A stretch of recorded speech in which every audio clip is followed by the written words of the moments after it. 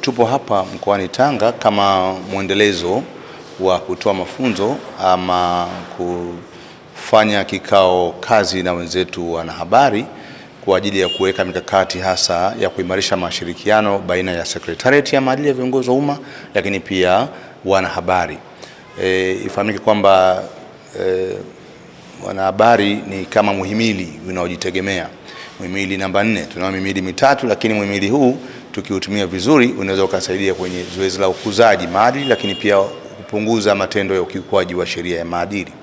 Kwa hiyo kwa ushirikiano na wenzetu wa BSAT Ikulu, Secretariat ya maadili imeandaa semina hii ambayo ni endelevu, imekuwa ikifanyika katika mikoa mbalimbali, na siku ya jana walikuwa mkoa wa Morogoro, leo tuko mkoa wa Tanga. Lengo ni kukutana na wanahabari na kuweza kuweka mikakati bayana namna ya kushirikiana kwenye usimamizi wa maadili ya viongozi. Tufahamu kwamba viongozi wetu hawa wamepewa dhamana ya kusimamia rasilimali za nchi.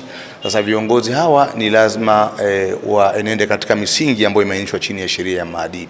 Lakini tumekuja kugundua kwamba yako mapungufu kadhaa au changamoto, kwa sababu wenzetu wanahabari ambao ni muhimili unaojitegemea hawafahamu kwa kina kuhusu sheria ya maadili.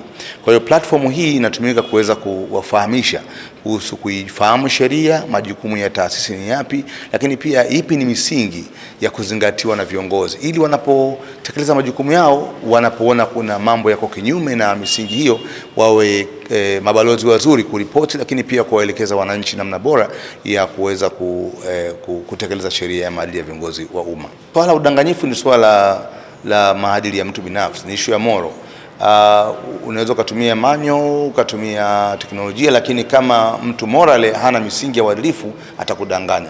Lakini kwetu sisi tunaamini kwamba kuhama kutoka kwenye mfumo wa makaratasi wa tamko rasmi kwenda kwenye mfumo ule wa online declaration systems kutasaidia kwenye kupata taarifa sahihi, kwa sababu mfumo wetu wa digital umekuwa integrated na mifumo mbalimbali kama TRA, BRELA, lakini pia mamlaka TANESCO, mamlaka za maji safi na mamlaka nyingine kuweza kupata taarifa sahihi. Kwa hiyo tunaamini kwamba kwa kuja kwa teknolojia kutarahisisha kupata taarifa sahihi, hususan kwenye kuchakata ili kupata majibu sahihi kwenye usimamizi wa sheria yetu ya maadili. Lakini bii yake ni kwamba sisi kama taasisi tuna msingi ambao unawataka viongozi wa umma kutoa matamko kwa njia ya mtandao.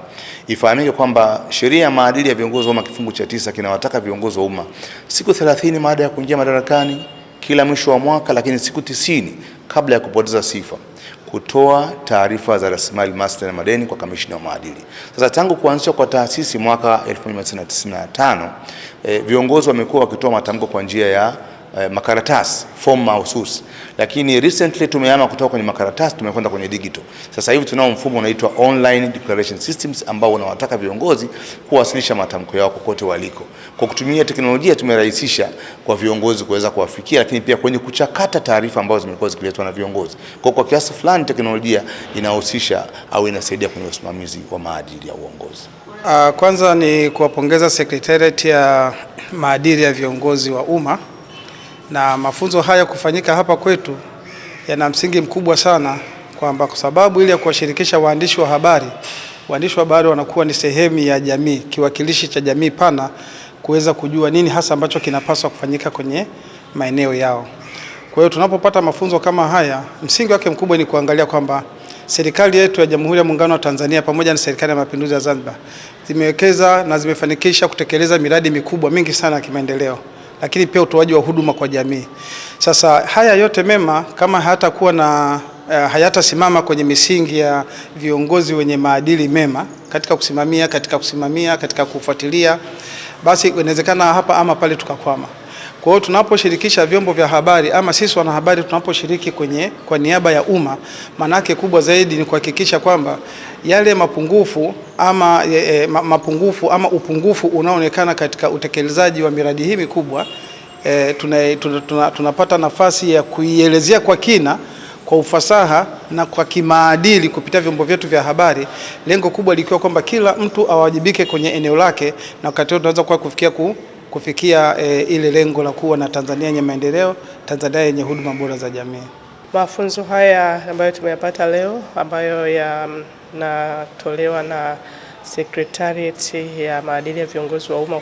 Kwa kweli ni mafunzo yenye tija, kwa sababu kwa asilimia kubwa mimi kama mwanahabari kuna mambo yalikuwa yananipa mkanganyiko kuifahamu vizuri Secretariat, kwa sababu kuna Secretariat, kuna tume na nyingine, lakini kupitia mafunzo hayo nimeweza kuifahamu vyema, lakini pia hasa jukumu langu kama mwanahabari na wanahabari wengine ambao tumepata ya mafunzo, namna gani tunawajibika kuwa daraja kati ya Secretariat pamoja na jamii, kuibua wakati mwingine, lakini pia hata kuelimisha jamii kuhusiana na masuala yanayohusiana na Secretariat, lakini pia kufahamu kwa ujumla wake labda viongozi wa umma wanapaswa kuenenda kwa namna gani, na ili kuondoa mkanganyiko wakati mwingine naweza kutoa lawama kwa viongozi wa umma, kumbe mambo ambayo tunayatoa hapo hayawastahili kwa sababu tu hatuna uelewa pamoja.